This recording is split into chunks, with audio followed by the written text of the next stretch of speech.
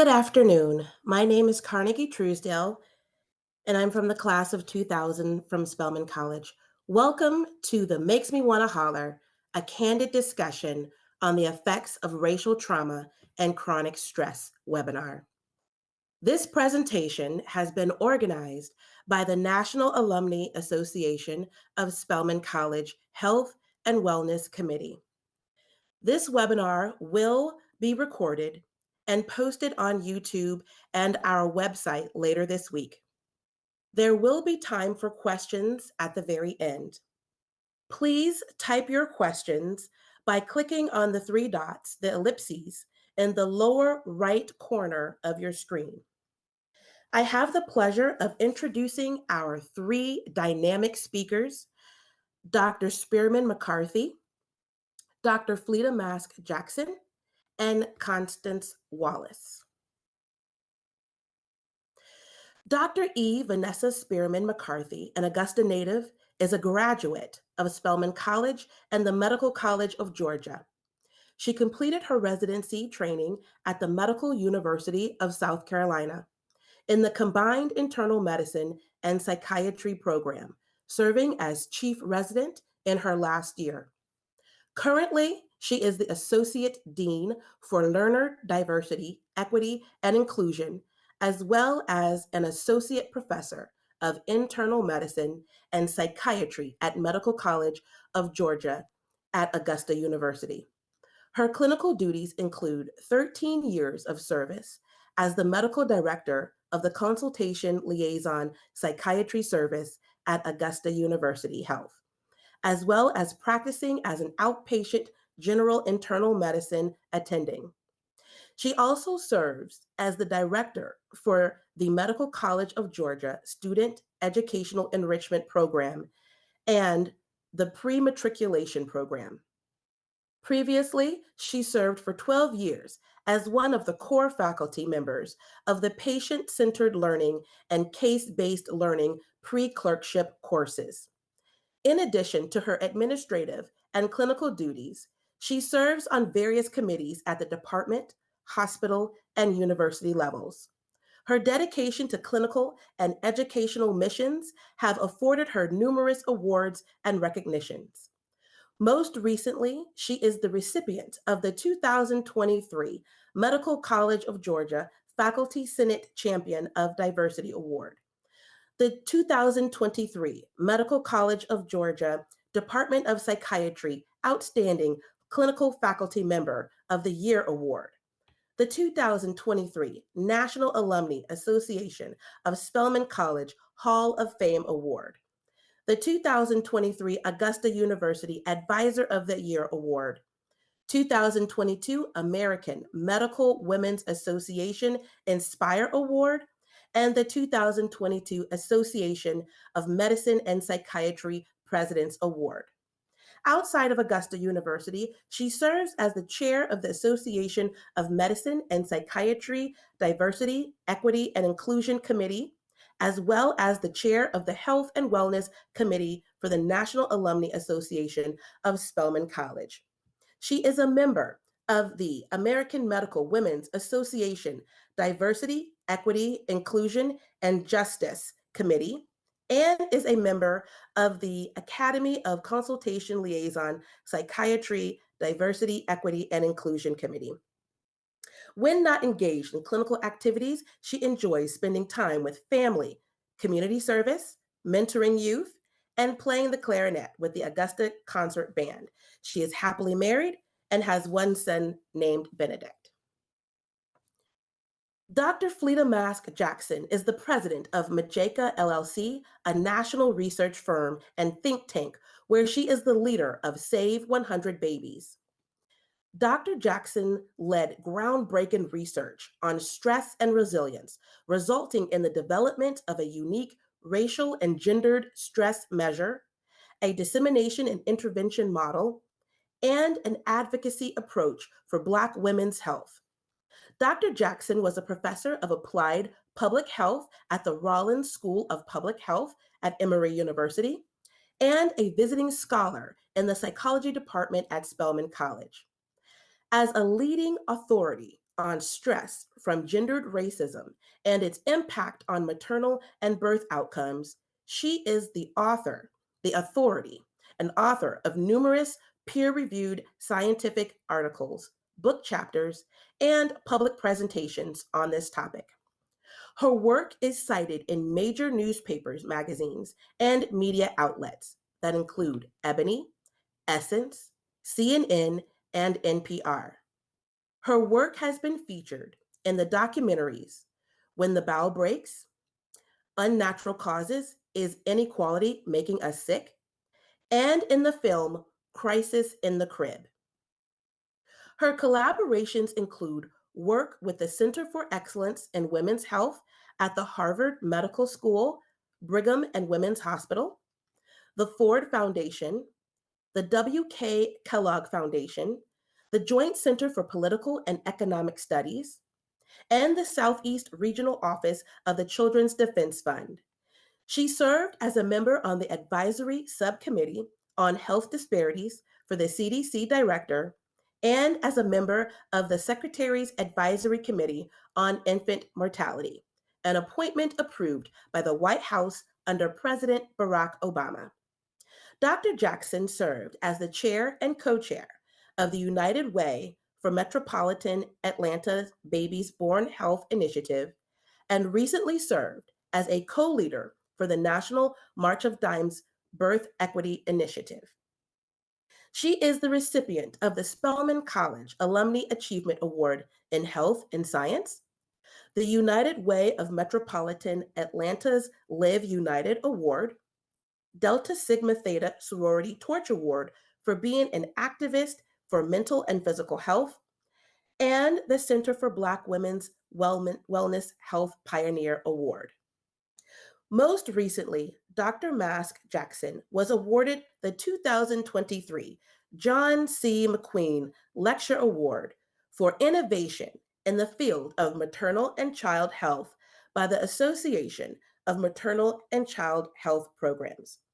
A proud member of the Spelman College class of 1973 and recently presented Golden Girl, Dr. Fleda Mask Jackson is an active member of the Atlanta chapter of the National Alumni Association of Spelman College. Constance Wallace is a licensed professional counselor, licensed mental health clinician, and professional wellness coach with nearly 20 years of comprehensive clinical experience. She earned her bachelor's degree in psychology from Spelman College and her master's degree in professional counseling from Georgia State University. Ms. Wallace's clinical experience is varied and includes working in such areas as domestic violence, sexual trauma, and substance abuse. Ms. Wallace's experience includes providing clinical support at domestic violence shelters, child advocacy centers, and a sexual assault center. She also recently launched a new podcast entitled The Professional Wellness Session with Constance, which is available on Apple Podcasts, Google Podcasts, and Spotify. Ms. Wallace maintains a private practice, Positive Outlook Group, LLC.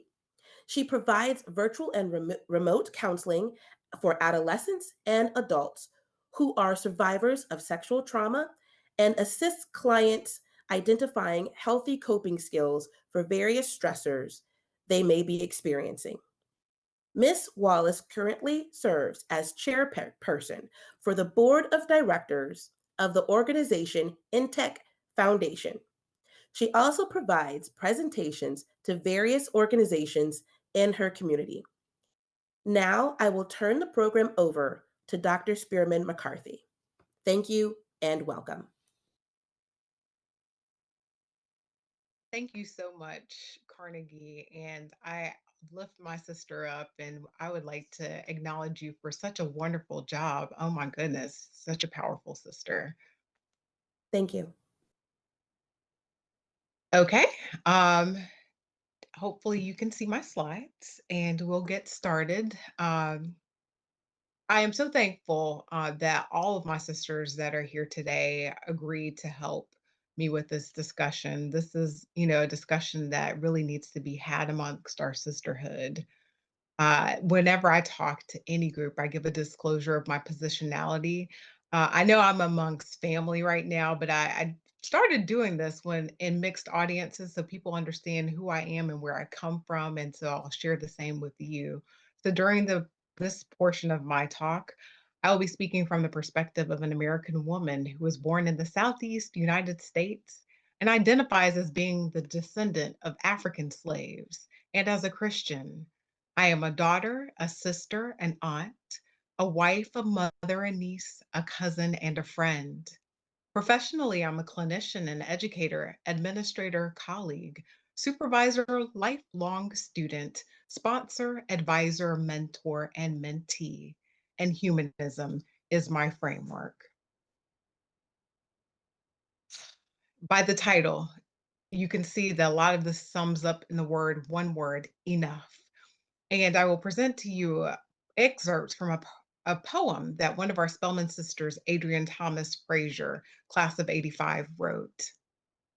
Treated differently by police and physicians, left with a feeling of hopelessness and fear that we are being stopped and pulled out of our cars, beaten or killed because of our melanin. That because of our melanin, testing positive for COVID-19 can also hold a death sentence. The threat of inadequate care and the eager pulling of the plugs. It's ironic because we are seen as not having quality of life. Our lives don't seem to matter, well or sick, like spreading white icing over a chocolate cake. Whether you like it or not, this is what you are served. And another one of my heroes, a phrase that rings near and dear to my heart is as I move along this life journey. There are times that you come across in life where you are just sick and tired of being sick and tired of being sick and tired. And I just want to say that, I am thankful to be a Black woman. I'm thankful for my life. I'm thankful for who I am. That is not the story that I'm trying to convey. And during the sermon today, my pastor said that, reminded all of us that we are fearfully and we are wonderfully and we are intentionally made. And God does not make any mistakes and God does not make any junk. So I am thankful. However, in my humanity and in my weak moments, sometimes I am just tired. And I wanted to take the time to like revisit the last few years that we've had. And so that's why you saw this image of the COVID-19 antigen, which I'm sure many of you are sick of seeing, but is a significant part of our recent life history and our journey. And I don't have to tell you that Black people and marginalized populations have disproportionately been affected by the COVID-19 pandemic, but I am presenting this slide so that you can see. So in terms of cases, in terms of hospitalizations, and in terms of death, we have been disproportionately affected. Black people and marginalized populations have seen worsening healthcare disparities, lack of access to care, economic hardships, and we've been affected by profound grief, loss of life, loss of our community, loss of cultural activities.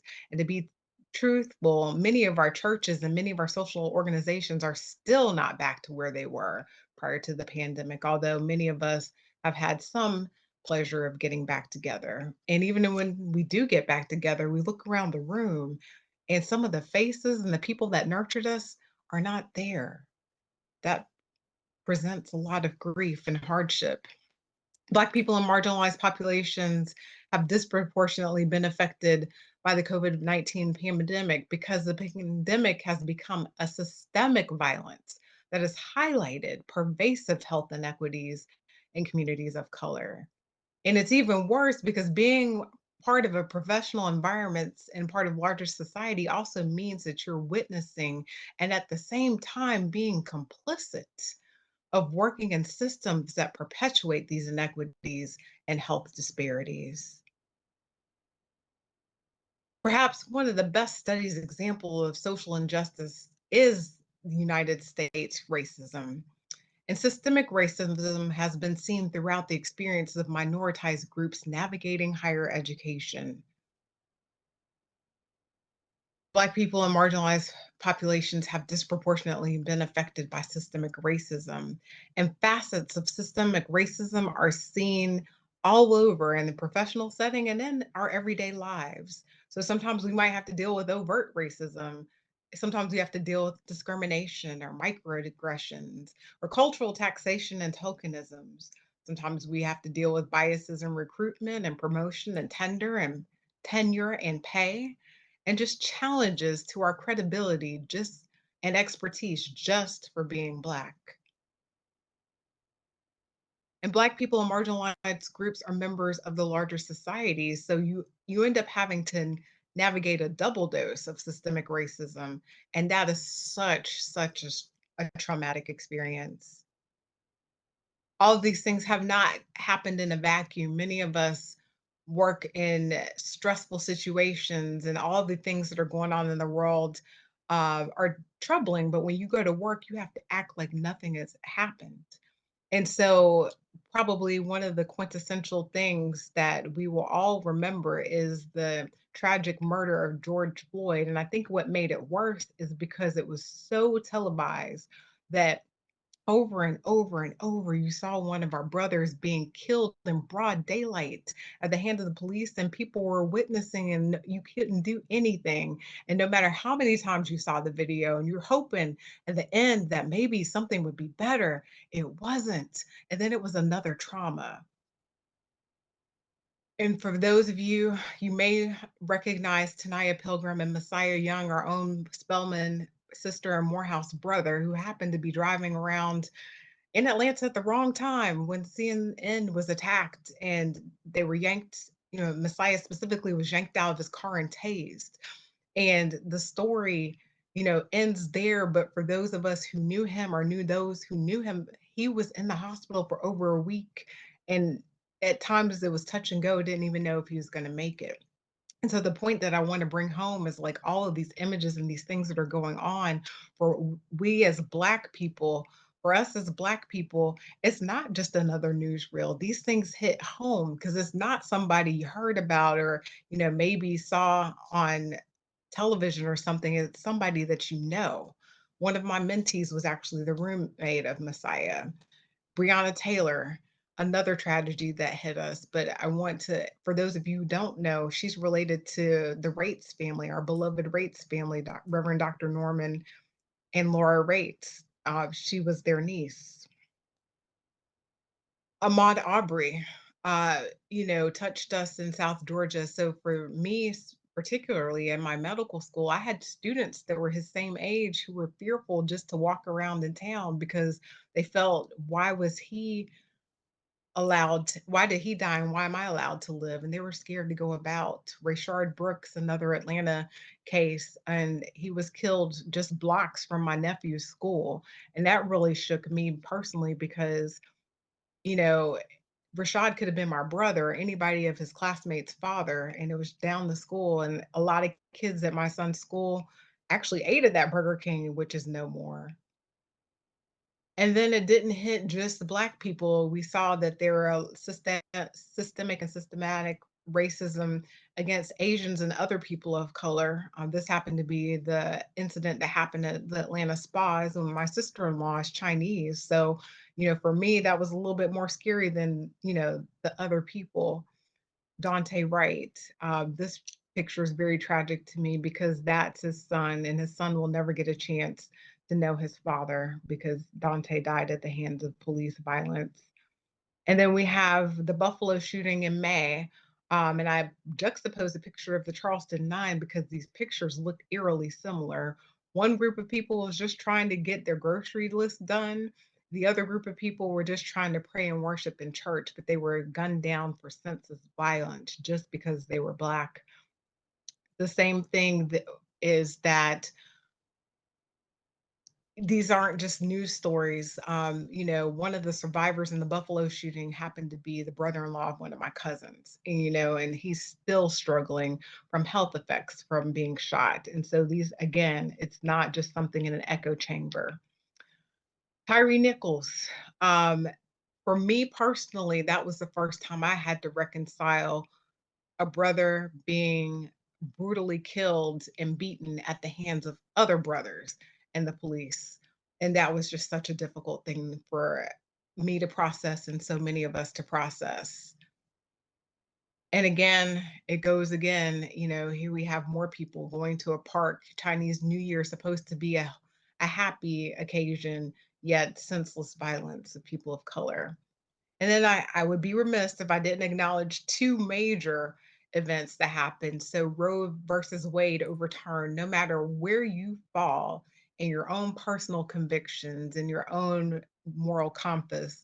Roe versus Wade is significant because there are going to be so many adverse consequences and so many women negatively impacted and so many deaths that are unnecessary because of this decision. And affirmative action ending. If it touches each one of us in all different ways, with me particularly being in higher education, every day I'm waiting to see what next is going to happen. Thankfully, my institution is committed to keeping my job and my role, but I'm going to have to change my name. And that brings a whole different set of issues, having to change your name of your office rather to comply and stay within can be very traumatic. So all of these, as I said, is just trauma. Common reactions to racial trauma and things, systemic traumas. So you may find yourself being increasingly vigilant or suspicious of social institutions, schools, agencies, governments. You may find yourself avoiding contact and only trusting persons within your social and family relationship networks. You might find yourself increasingly sensitive to threat and taking defensive postures and avoiding new situations and heightened sensitivity. You might even find increased psychological and physiological symptoms. So, unresolved traumas can increase chronic stress and weaken your immune system functioning. And it can increase your risk for depression and anxiety and disorders and disrupt child development and the quality of emotional attachment in families. Constant trauma can bring forth the trauma representative. Constant trauma can bring out the angry Black woman and the angry Black man. Constant trauma is damaging. And then we have this extra burden, so we're having to navigate these things as social social injustice of Black people. So some of the tools that we may employ, the constant wearing of the mask, having to assimilate when you're at work, having to code switch. And some of us code switch so well we don't even know that we're doing it, but that's not okay. And always having to act like everything is okay.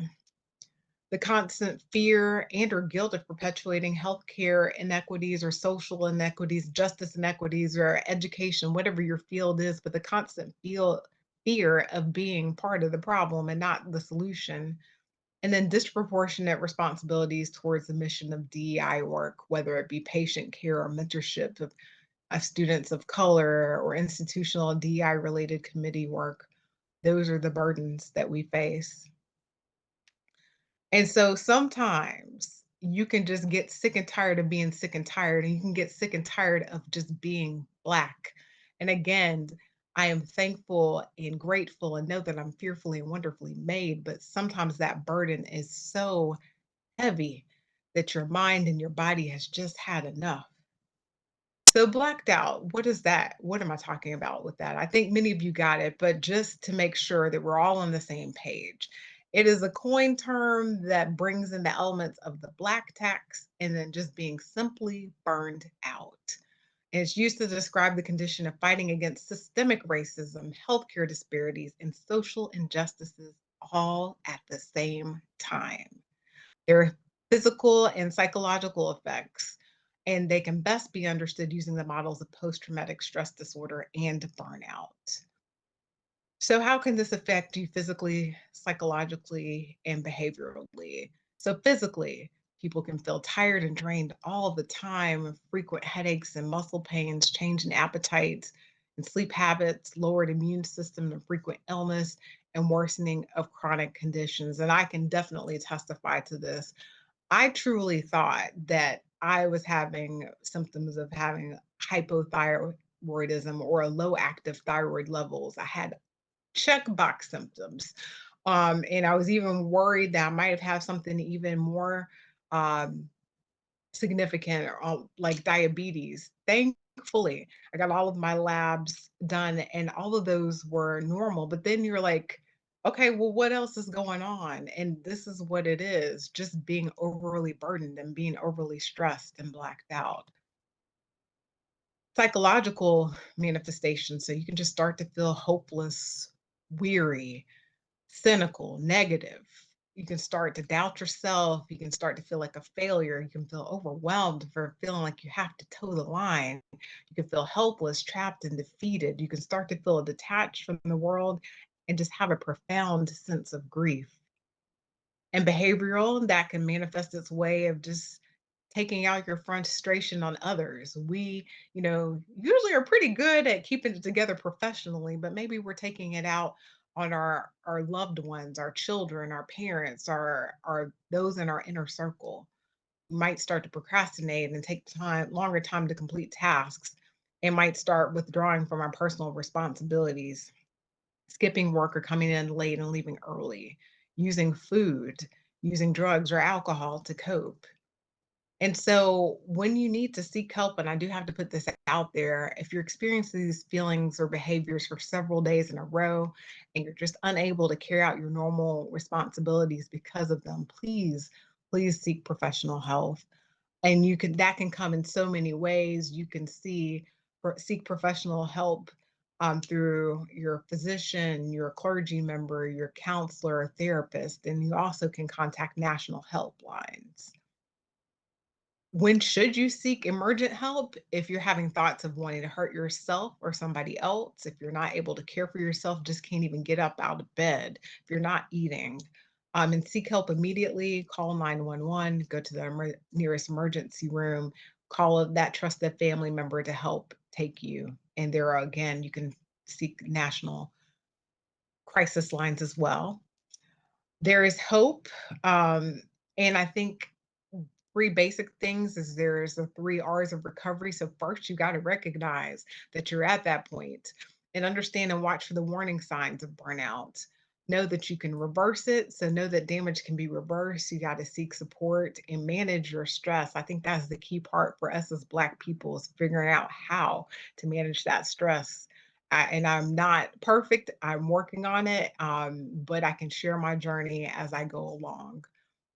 And then resilience, you've got to build your resilience to stress by taking care of your physical, emotional, and spiritual health and build up that support network. Know that if you have nobody else, you have the Spellman sisterhood to help lift you up. And so you've got to reach out, recognize that you're overwhelmed, examine what you can change, affirm yourself, carve out time for your friends and family, and humble yourself and accept that help. Observe a timeout and take time out for yourself. Understand your vision and your purpose and your worth and tap into your higher power.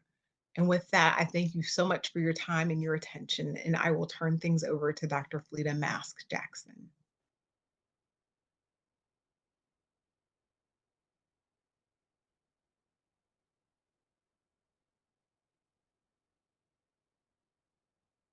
Now, can you hear me all right? Hello, everyone. I'm just delighted to be with my colleagues, my Spellman sisters, my friends. It has been, for the past couple of days, I have experienced Spellman joy. And what do I mean? On Thursday, I did an interview with one of our sisters, Camille Henderson, who works with the United Methodist Church around their advocacy and justice work.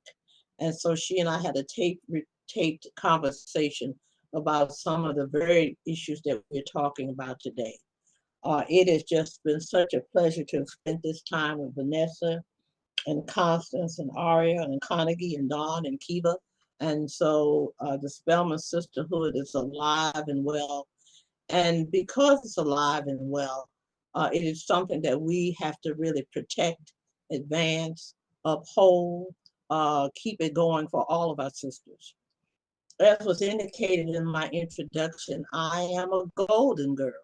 And also, I'm very delighted to be with my younger sisters on this presentation. So I am a golden girl who had the extreme pleasure and delight to celebrate my 50th anniversary from graduating from Spelman this past May. One of the things that our class is, some of you who've experienced the reunion activities, you know, we go through the arch, and those of us who are golden girls go out pretty early on behind the Diamond Daughters and others. But while we were sitting there, as we had watched all the classes pass through the arch and pass beside in front of us, we noticed that the graduating seniors, while they were joyous and jubilant, there were a lot of tears, more tears than usual. And so we commented about it.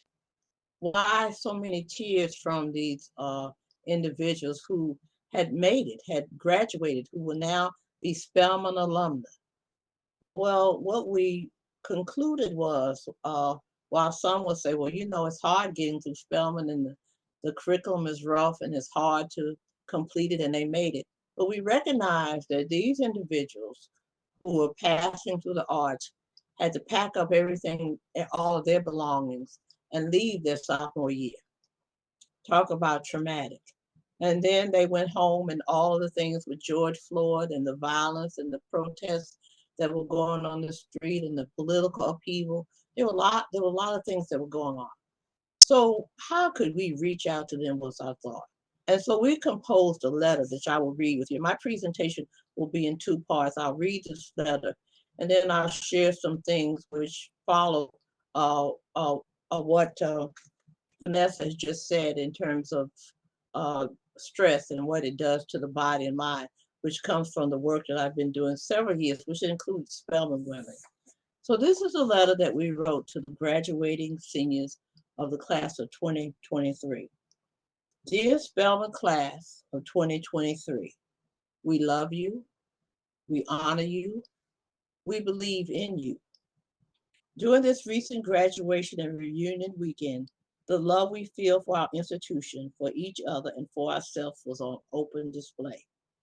As we marched through the arch, we stood on common ground shared by generations of Spelman women.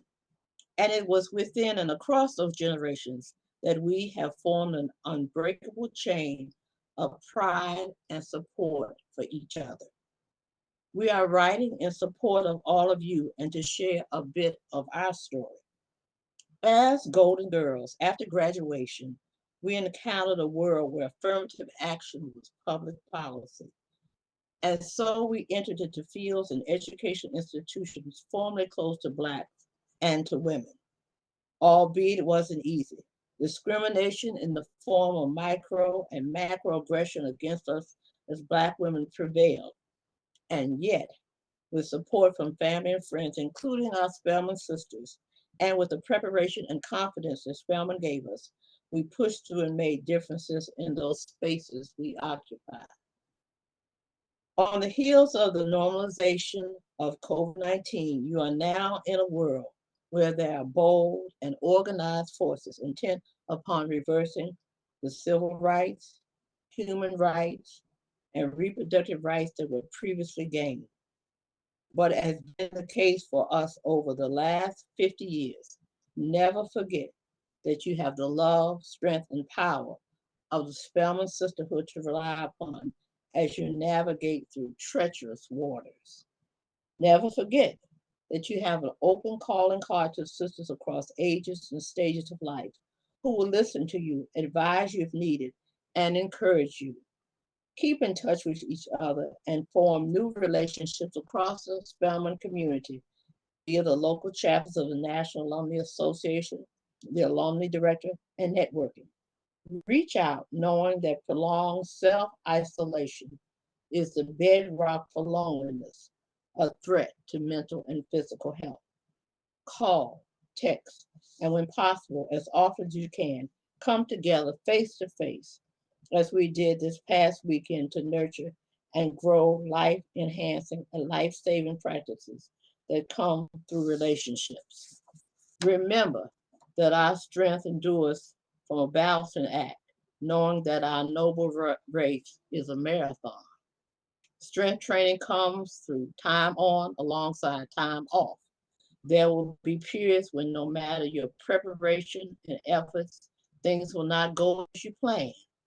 But falling down does not mean that you can't get up, and your sisters are there to help you. Stay in touch. Keep joy in your life. It helps to dry tears. Take care of your physical, emotional, mental, and spiritual health. As Howard Thurman told us in Sisters Chapel, it is the silence of the meditation when we can hear the sound of the genuine in each of us. As Spelman women, individually and collectively, we hold the power to continue to change the world. Through the college's foundational mission, advancing our service to the community, we were instilled to do for others. It is in those places where we have served that the skills needed to become change agents were cultivated. You have continued and excelled in that legacy. Congratulations on your accomplishments as you join us from across the country, proudly proclaiming yourself as Spelman women. With the support and teaching from the faculty, administration, staff, your family, and classmates, you persevered through the worst global pandemic and shut down in modern times alongside explosive protests over unjust, brutal, and racist policing. You are amazing. Sisters, we applaud you and we embrace you as you embark upon this phase of your life. May God forever bind your hearts to thine. We composed that letter because, as you will see, there are a number of things, and as Vanessa indicated, we're at a point now where there's been a retrenchment in things that happened 50 years, 60 years ago. Again, I am the affirmative action generation. I am the Roe versus Wade generation. And so over this span of 50 years, we've seen things go from major progress to a retrenchment. Now, what does this mean? As we are talking about stress and trauma, I will tell you that my work over the last 20 years has focused on racial and gendered stress, what we call the stress of gendered racism. How did that come to be, and what was the impetus for this work, and what is its implication for us as Spelman women? Well, in 1989, I received an invitation from the Spelman Alumni Office asking me to complete a survey. The survey was to examine our pregnancy outcomes with the basic conclusion that African American women had poor birth outcomes than white women. I was offended by the very premise of the study because I had no knowledge, no information that this was the case. And I thought it was just one more thing to underscore what was seen as the inferiority of Black women. I was asked one time. I was asked a second time to complete it. Neither time did I complete the survey. Little did I know that by the 1990s, that data and data from other studies would show something that was absolutely shocking. The data showed that African American women, college educated African American women like ourselves, had worse birth outcomes than white women who were college educated. That was shocking. But even more shocking was that subsequent studies showed that we had worse birth outcomes than white women who were unemployed, less educated, to be precise, high school diploma or less, and were uninsured. This really led to major studies to look at what was going on so that women who supposedly had access to good health care, knowledge about taking care of their bodies, had insurance, had all the things, all the prerequisites that should ensure positive pregnancy outcomes, nonetheless had worse birth outcomes. Even though I refused to be part of the study, I would never imagine that I would be leading the studies at some point, which I have been doing for some time now. Fast forward, the research is very clear that racism, that gendered racism, which is where you have the overlay of the gendered discrimination on top of the racial discrimination, is a risk for our poor health outcomes. And it certainly shows up for well-educated women who have expectations, who have the training, who have the background, who have all the things, but we often find ourselves, as Vanessa said, prohibited in various kinds of ways, or having extra burdens to bear in terms of how we represent, or to have to hide who we are, all of those things. But it ultimately has consequences. I can tell you from a scientific standpoint, from the vast amount of literature, so much more than when I started, that's clearly looked at what does racism do to our bodies? What does it do to our bodies? And as it suppresses the immune system, as it creates higher level cortisol, as there are points in which our body cannot reach a level of stability, and it goes over and over. It's like jutting the engine over and over and over again. And it has consequences. In my particular area around maternal mortality and infant mortality, I can say to you without any question that this is a risk for maternal death, maternal mortality in terms of high rates of hypertension, diabetes, and other ailments that really put mother and child at risk. I can also tell you that for infant mortality, it is a factor in babies born too soon and too little.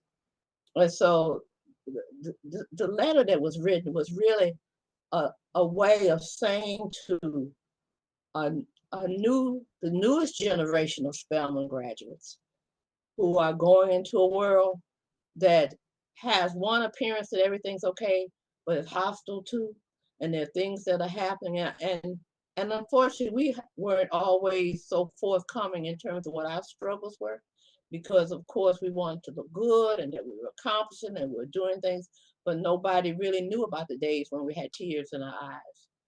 When maybe we had to leave the office because it got to be too much. Or that we suffered in silence because we wanted people to see the finished product, but not what led to it along the way. And so we wrote that letter to say, you know what, we have a super support system. And that support system is Spelman alumni from around the country.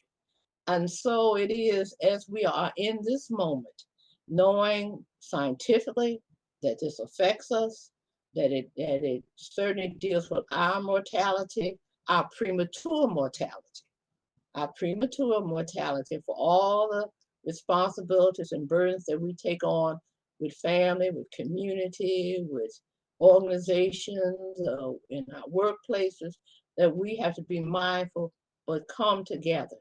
I want to end my presentation.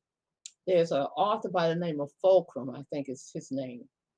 And his book is entitled Everything I Needed in Life I Learned in Kindergarten. That may be a paraphrase of the title. And I want to leave you with this as we talk about the Spelman sisterhood to mitigate those stressors, those things, those traumas that we experience.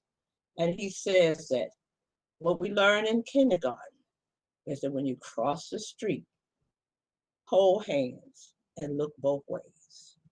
And so it is as Spelman women, we have to continue to hold hands and look both ways as we go across the streets, the highways, the byways of what can be a treacherous world, but also is a beautiful world as we bring joy and the tools that we have.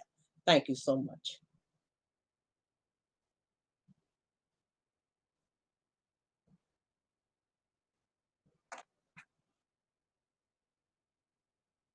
Thank you so much, Dr. Jackson and Dr. McCarthy, for such wonderful presentations and sharing such important information with our Spelman sisters and guests. So good afternoon to everyone. My presentation will be on racial stress, social activism, and health implications. I'm Constance Wallace, as previously shared, and I maintain a private practice. And on the next slide, it gives a little bit more information that was shared earlier. And one of the things I want to just really start off with is it was mentioned that I started a podcast called The Professional Wellness Session with Constance. And this was truly inspired by the murder of George Floyd. And I found myself wanting to have conversations truly focused on how to maintain wellness while experiencing, viewing, even when you're not there, such trauma and how that impacts us as professionals. I can remember that, when that happened and when it was showcased all everywhere, it was felt as though you couldn't escape. It was on television, it was on social media. You were hearing about it all the time, and we were having to really absorb all of this information and then continue on as though nothing was happening. And as a therapist, and I'm there to help my clients process their emotions, it could be difficult at times. And so I wanted to definitely have a space for individuals to talk about what it means to be well, because as my spelling sisters have shared, so especially Dr. Jackson, we can try to cover it up and not take that time to really focus on and give ourselves the grace and space that we need when we're dealing with so much trauma. Um, and on the next slide, it talks more about, well, you see the picture that says, I can't breathe.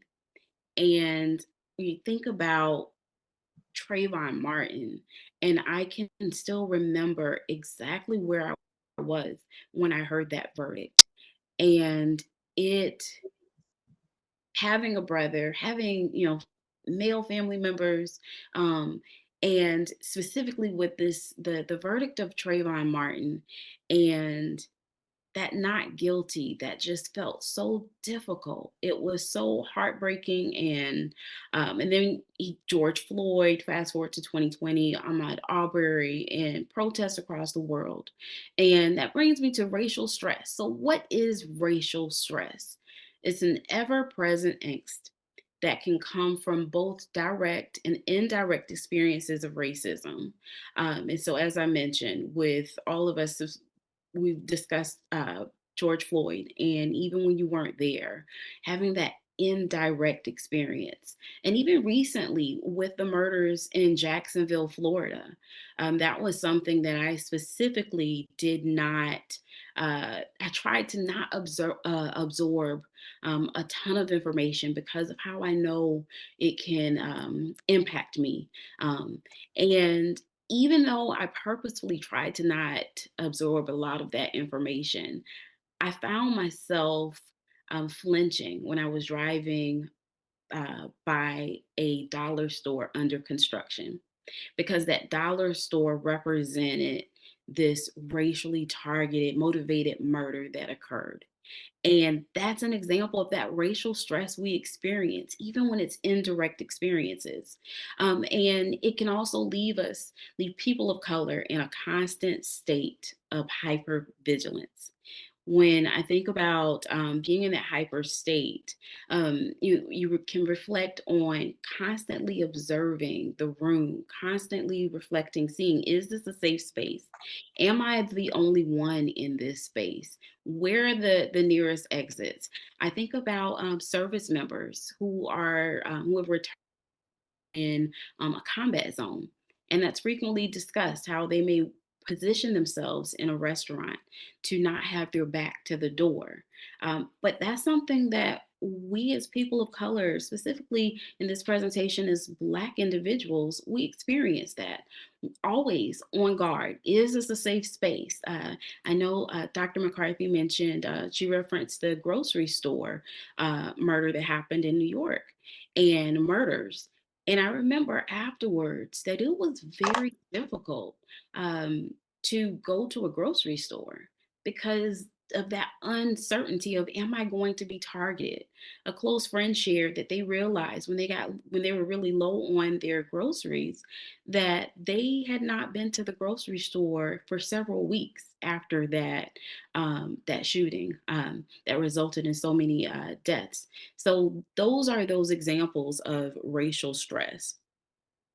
And on the next slide, this talks about those microaggressions. So what is this? And this has been discussed previously. This is based on the Merriam dictionary.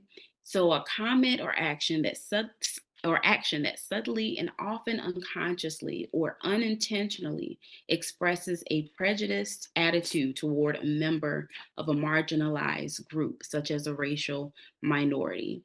I feel as though sometimes it definitely is intentional when those behaviors or attitudes are expressed. So these are some types of microaggressions, insults, being followed in a store, or someone asking to touch your hair.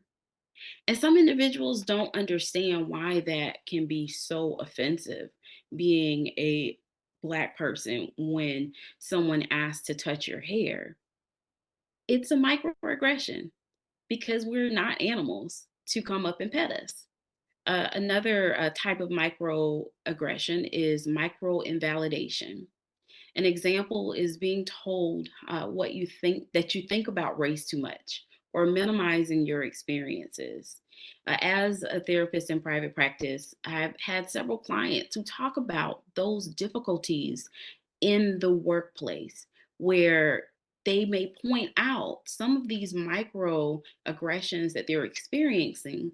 However, their experiences are being minimized. Well, maybe this person didn't really mean it.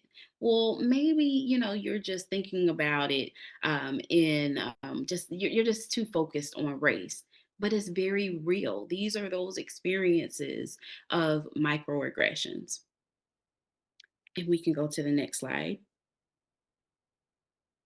So, as I mentioned, I'll be talking about social activism, and I previously served as a chair of communications, press, and publicity for the Georgia NAACP.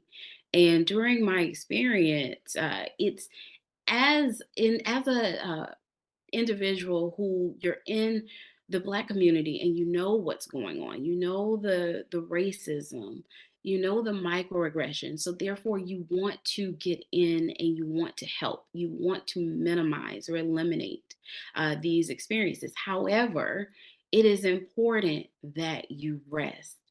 This is written by Ayanna Underwood, and the title where it says, "Yes, social activists need rest too," because this is ongoing.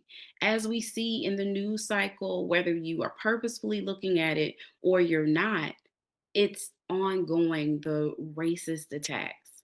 There was just something I saw, I believe, yesterday about a gymnast in another country, a black young girl who was overlooked. Everyone else received a medal except for her.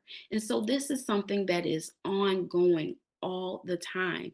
But the mental health effects of prolonged activism can result in anxiety, depression, and or burnout. Prolonged activism can also lead to financial stressors due to the work often being underfunded and underappreciated. As I mentioned, during my time volunteering for the Georgia NAACP, that's something that I was doing while also working a full-time job. And those are, you're taking that time out sometimes during the workday to address the fires that are nonstop. So making sure that you're writing press releases, making sure that the media is getting the information, making sure that they know, hey, the president is about to address this racist attack that just happened. That builds this weight of doing this over and over and over, it's building. And also for college students, I have clients who talk about wanting to be involved. However, they're managing or they're trying to juggle and balance being a full time student, being involved in activism, also possibly maintaining a job. And so it's important that you rest as well. We can go to the next slide. The impact of fighting for social justice. This was an article written in the New York Times in 2018. And the title is They Push, They Protest, and Many Activists Privately Suffer as a Result. And some of the, as I've highlighted, some of the things discussed in there is Erica Gardner, who is the daughter of Eric Gardner, who was killed by the police. She died of a heart attack at the age of 29. She was a new mom, and she was constantly involved in activism. Martin Luther King Jr. died at the age of 39 due to assassination. And as I mentioned, this article was written in 2018. Over the last 2 years, at least 5 young activists who gained national prominence amid the Black Lives Matter movement have died. The causes range from suicide to homicide to natural causes. So just think about the importance of having, and we want young individuals, we want individuals of all ages who are a part of social justice. We want the messages shared on social media so that people become aware of when there has been a racially targeted murder that's happened. So you want that awareness and you hope that that leads to change. But we also have to reflect on what that means for the individuals, the activists who are constantly doing the work to make sure that people are aware and in hopes that we actually see change. We can go to the next slide. Diversity, equity, and inclusion expertise without the title. And I'm wondering if a lot of you can relate to this, either yourself, your personal experience, or hearing from a loved one having this experience.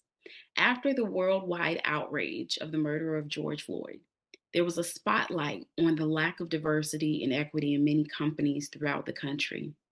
This led to many organizations asking their Black employees to identify areas in which their diversity needed improvement. Many Black employees were not compensated for this work, which often led to feeling stressed, being overwhelmed, and being taken for granted. And so while there was the spotlight on, and in these companies who some have pulled back since the spotlight isn't on them as much. But at that time, it was this, sudden awareness of, oh my goodness, we don't have representation on our board of directors. We don't have these things being implemented at our company. And so now let's look at the Black employees who have separate job titles. This is not their area, but now we're pulling them in and asking them to help us identify those areas, asking them to help us come up with job descriptions or how can we improve. But this is extra stress because as a member of the community, you're also dealing with the stress of seeing this, the which was a positive reaction overall to the murder, the horrendous murder of George Floyd. You're dealing with your emotions and Ahmaud Arbery and Breonna Taylor, but you're also being asked to do extra work, and a lot of times for free. And that's pulling away from your job duties, which you're still receiving an evaluation of. You're still expected to do your full-time job in addition to doing their jobs. I was recently at a conference a few weeks ago, and a clinician came up to myself and another Black clinician and asked if they shared, because there was a presentation about racial trauma for survivors of sexual trauma and how therapists need to be informed of racial trauma while treating these survivors. And so a clinician walked up to myself and another Black clinician and shared that she doesn't know always know how to provide support when someone, a Black client, is sharing their racial trauma. And she asked if she could reach out to us if she needed support, and needed some guidance on how to provide support for Black clients. And on one hand, that's great that there is an understanding that there is a lack of knowledge, or there's a gap of understanding. On the other hand, that is asking a person, a Black person, to just lend their understandings where our experiences are not all the same, and putting additional work and expectation onto someone, which is exactly what I'm mentioning in this slide. So in these experiences, when you're asked, I know a close friend, one of the things that they made sure that they shared to protect themselves was, this is the time frame. This is the beginning and ending. These are the things in which that need to be included in my evaluation, because this is additional work that is being put on my plate.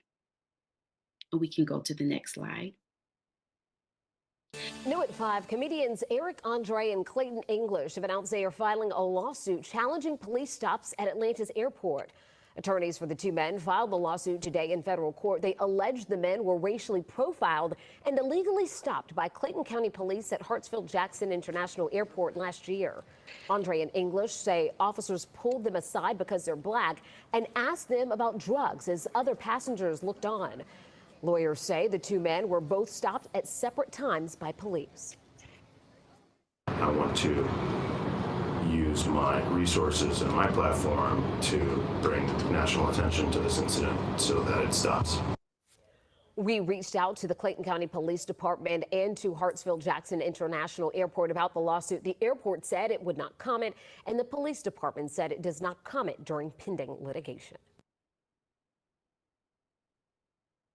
We can go to the next slide. Delaware State University's head women's lacrosse coach has a message for the Georgia sheriff's deputies who boarded the team's bus on their way home from games down south. I want them to know that was a traumatic experience. We had some young ladies that was their first experience with law enforcement. On April 20th, Liberty County, Georgia deputies pulled the Delaware State team's charter bus over on I-95 because they say the driver was illegally driving in the left lane. Minutes later, they're on the bus. You guys are on a lacrosse team, correct? They're telling the young women they were going to search their belongings for drugs. And their response was, on this stretch of highway, that a lot of buses like this are smuggling people and narcotics, and that they have to be vigilant about checking. With no reason to suspect the players had drugs, they basically told players to come clean. If there is anything in y'all's luggage, we're probably going to find it. Okay? I'm not looking for a little bit of marijuana, but I'm pretty sure you guys as chaperones are probably going to be disappointed in you if we find it. Sydney is on the lacrosse team and has since written an article about the ordeal for this HBCU's student newspaper. It was definitely because majority of us are Black.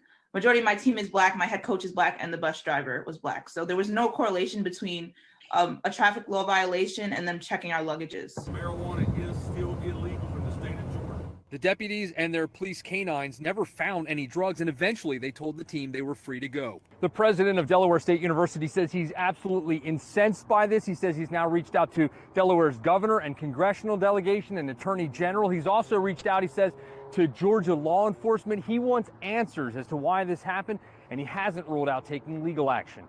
Coach says an apology and a further explanation from the African-American Liberty County Sheriff would be nice. She also wants the deputies who showed up on the bus with the dogs to understand how they made her players feel and to ask themselves if the color of their skin made them decide to do the search in the first place. I don't want them to be scared to get on a bus for this to possibly happen again. In Dover, Tim Furlong, NBC 10 News.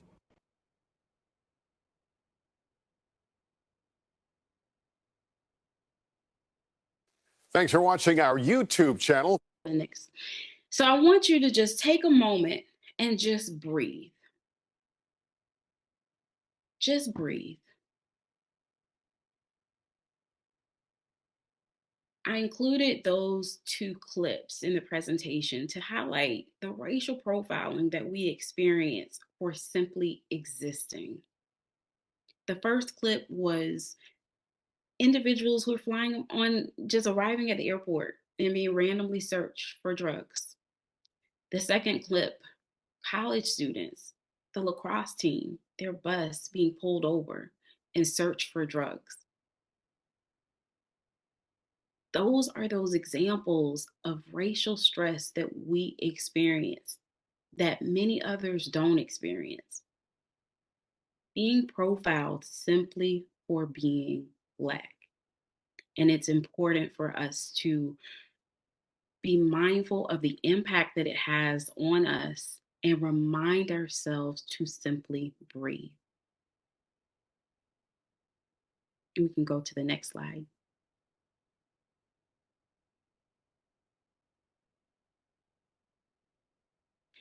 Cardiac disease and hypertension. There is research that shows higher levels of cardiac disease and hypertension that are connected to racism. Studies also show that Black women who experience the compounding effects of both race and gender discrimination, along with the chronic stress of having to quote unquote work harder to overcome this dual bias, pay a particularly high price with their health starting early in life. Black women have a shorter life expectancy than white women, in part due to higher rates of heart disease. And we can go on to the next slide. So here's some tips on managing racial trauma. Give yourself permission to withdraw from news stories about racial trauma when needed. Sometimes there's guilt. There's guilt for, okay, do I want to watch this? If I don't watch, what does that mean? Do I want to hear more information, specifically with the murder? And there's so many that we lose track. I believe it was Kyrie Nichols. And there was a large discussion of how do I feel with choosing to watch, choosing not to watch? It seemed like there was a countdown on the news where we're going to show it at this time. This is how many hours we have left until we show you what happened. And so give yourself permission that if it is too overwhelming, you don't have to watch. You don't have to. Find the right balance of activism and self-care that works for you. You don't have to be a part of something 24/7. That's not healthy for us, and it leads to our early death. Seek therapy from a racial trauma-informed therapist if and when needed. And lastly, give yourself permission to rest.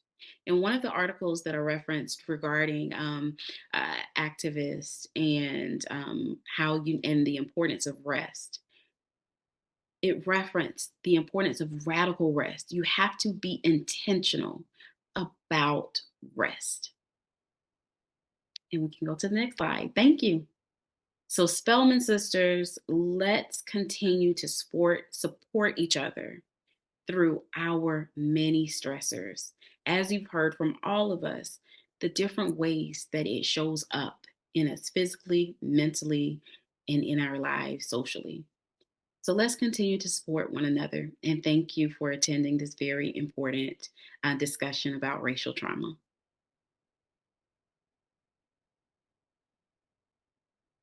Fantastic. First of all, I just want to pause and just have us all take a moment to, again, as Constance just said, breathe. And in that breath, take it all in, because I hope everyone is aware and as grateful as I am for what has just been shared with us. Before we go into questions and comments from everyone participating that you can type in the Q&A in the 3 ellipses at the bottom right corner of your screen, I just want to thank Dr. Mask Jackson, Dr. McCarthy, Dr. Spearman-McCarthy, and Ms. Wallace for what you have given us. You have given us a wealth of information. And while there may be more out there, I cannot think of a better foundation from where we can start. From your personal research, your professional experiences, facts, and anecdotes, we have gotten a great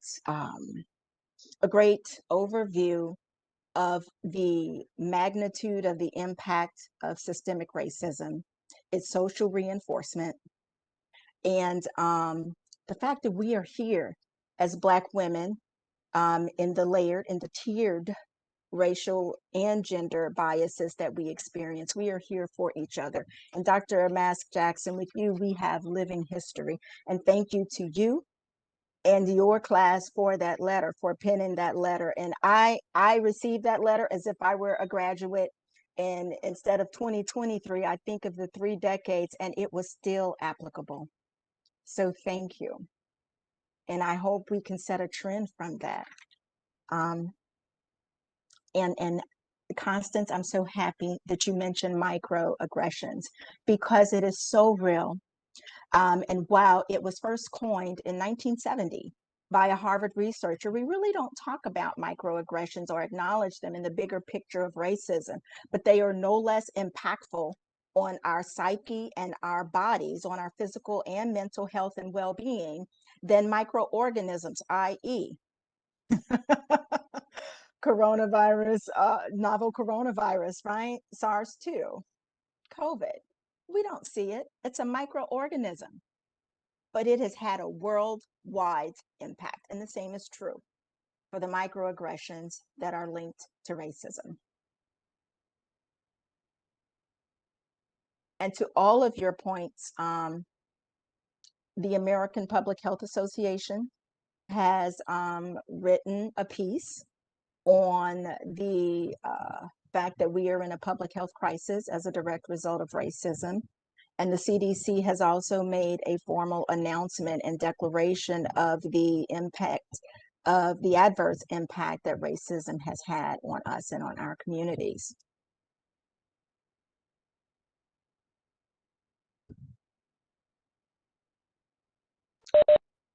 Do we have any questions? We don't have any written in the Q&A, but if someone wants to come off mute and ask a question, please feel free to do so.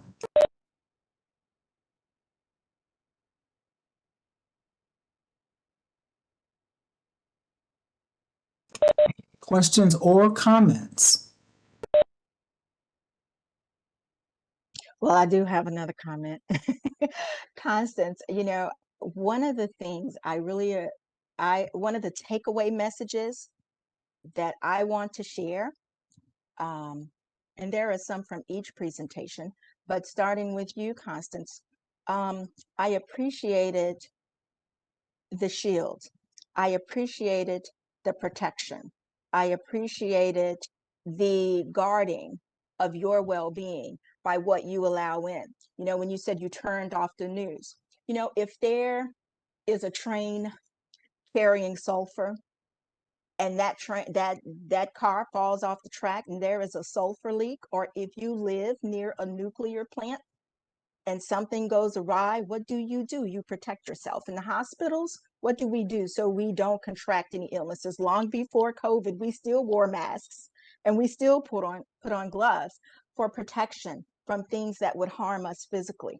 And I see you're not watching the news as that same level of protection for your mind, for your spirit, and your mental health and well-being. It is no less significant for me. And I also appreciate the way you talked about even doing good things. We have to monitor that, right? We have to take measured and informed steps. And with that, cholesterol. Too much cholesterol is a bad thing, but you know what? Cholesterol is good for you. We need cholesterol. Too much is bad. But if we don't have cholesterol, we don't even have in us, because it is a fundamental building block for our cells, for our cell membranes, for all the nutrients to get in and out. We need it for our steroid hormones, which have a function. We need it for the manufacturing of vitamin D with some sunshine. We can't do it without it. But too much is bad. And we only talk, we talk about that bad part. but it has good parts too. And the things that you were talking about, we talk about the good part and we even convey it as a strength and a good thing, and we are lauded for it. We're not rewarded, we're not compensated or acknowledged, but we are lauded for it. And so it can be hard to step back, and that requires strength. And that is an important part of self-care. That's a fundamental requirement to do everything else.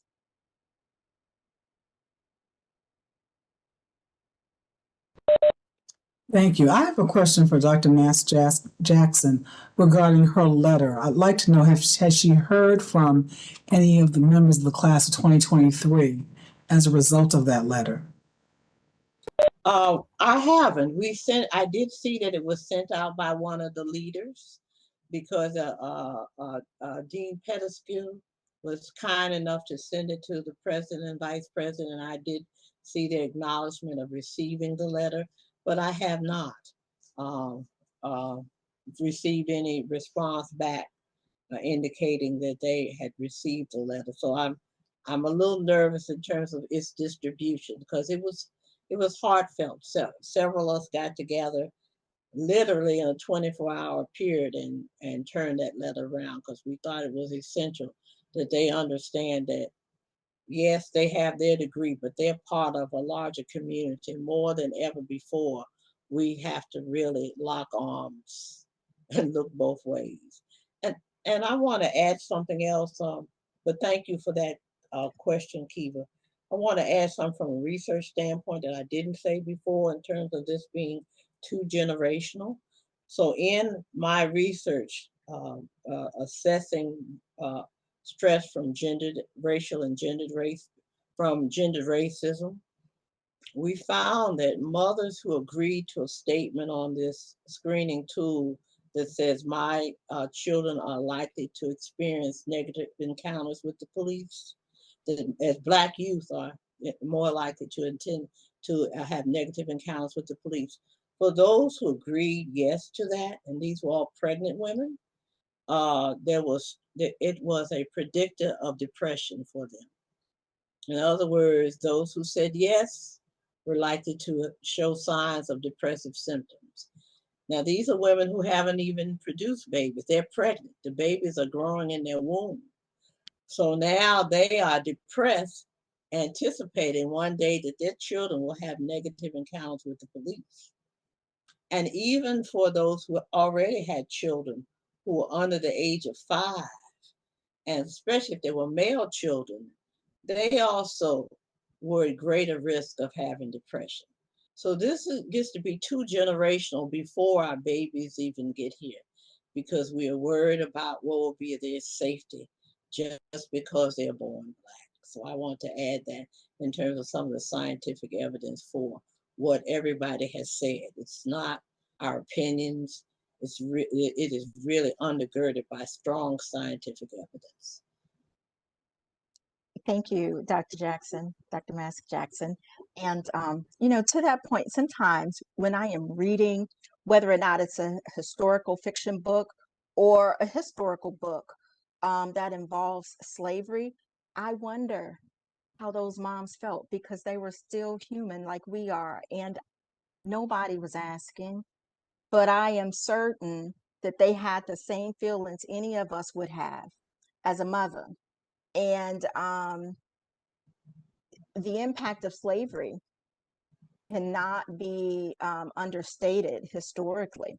And there is an interesting book called post-traumatic slave syndrome, which speaks to some of the ongoing negative mental, psychological, and even psychiatric sequelae we may experience. And there is a comment, there are some comments and a question I'd like to share. Constance, Pamela Cooper loves your podcast, okay? And I love Pamela Cooper, so I'm gonna have to listen to this. I love it already because Pam is like that. Camille Sanders Patterson says, "Thank you, Health and Wellness Committee and the panelists. This information is so timely and relevant. Being the only person of color, as well as one of few women at my level in my company, this discussion helps me understand where some of my stress comes from. Thanks again." Camille, on behalf of the Health and Wellness committee, you are most welcome. And that's why we're here. That's what we're here to do. And like Dr. Mask Jackson said, as well as Vanessa and Constance, reach out. And yes, there are professionals in your area you may reach out to, but your sisters are here for you as well.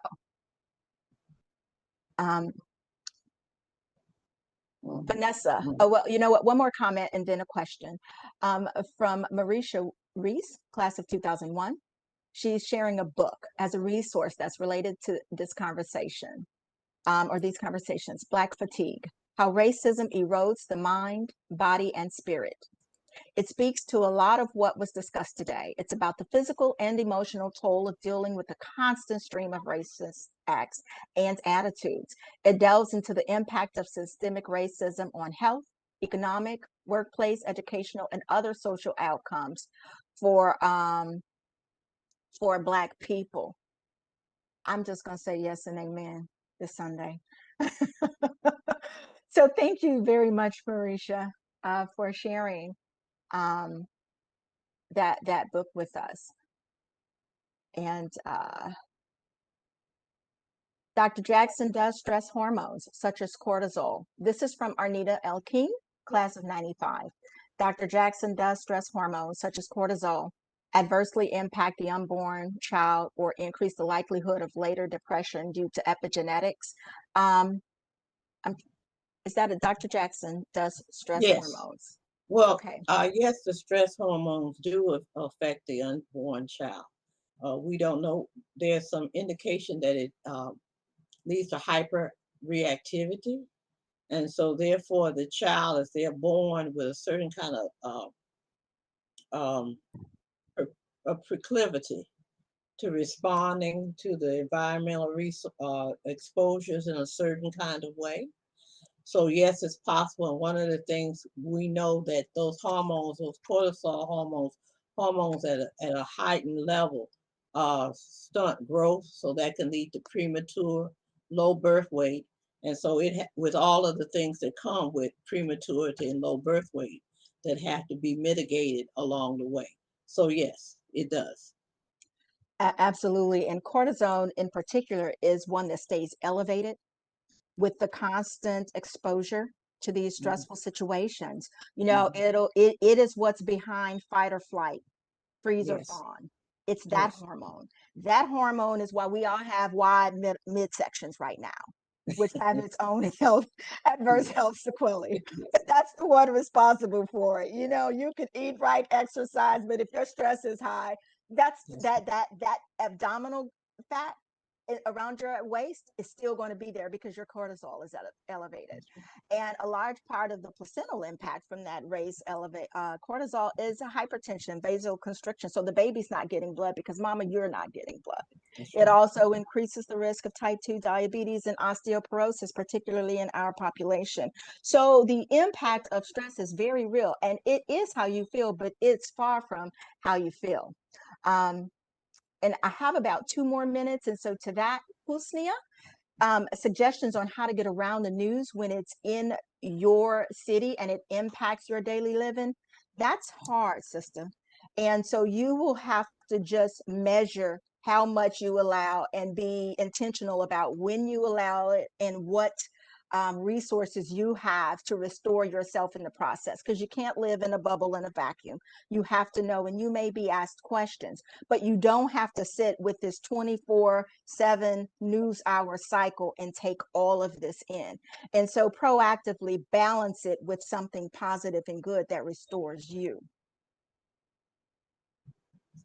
And to the point of health and wellness, before I hand the mic over to our Madam President to close, I wanted to share that this homecoming weekend, on Friday the 27th, Morehouse Alumni Association is having a Friday Y Day, and they're going to be doing health and wellness activities at one of the local Ys in Atlanta. And so more information is to come about that to try and emphasize the very points we are making here today. And again, thank you to the panelists, and thank you to the participants for questions and comments. Great, thank you, Donna, and thank you to everyone for attending this webinar. You know, our health and wellness community works quite hard to bring information to bring timely and informative health information to our alumni. And to those of you who are on the call, your participation is appreciated and confirms that Spelman women are at the forefront of health issues for Black women. So please continue to join us for these webinars and also spread the word that we're doing it. Before we all go, I want to make a couple of announcements for you. On this Saturday, September 30th, from 11 a.m. to 1 p.m. Eastern Time, our Leadership and Development Institute is offering another webinar entitled Leading and Empowering Chapters. It's primarily a workshop for chapter officers or for those of you who are interested in becoming chapter officers. We'll continue to have these types of workshops, and you can check our website out for more information. And then finally, we have settled on a site for our 2024 True Blue Sister Summit. We will be in Charlotte, North Carolina. Mark your calendars now, June 19th through the 23rd, 2024. We're going to be in Charlotte, and we hope to have registration and additional information posted very, very soon. So stay on the lookout. For those of you who attended last year in Chicago, I know you had a fantastic time because I've been told so by everybody. But I want to see you and many others. Bring a friend with you to Charlotte. We're going to be in Charlotte, North Carolina. We look forward to seeing you. So thanks once again. Thank you, Ariel, for putting up our link, our graphic. So thank you once again to everyone. A special thanks to the Health and Wellness Committee. They're doing fantastic work, and we look forward to seeing you at another event very soon.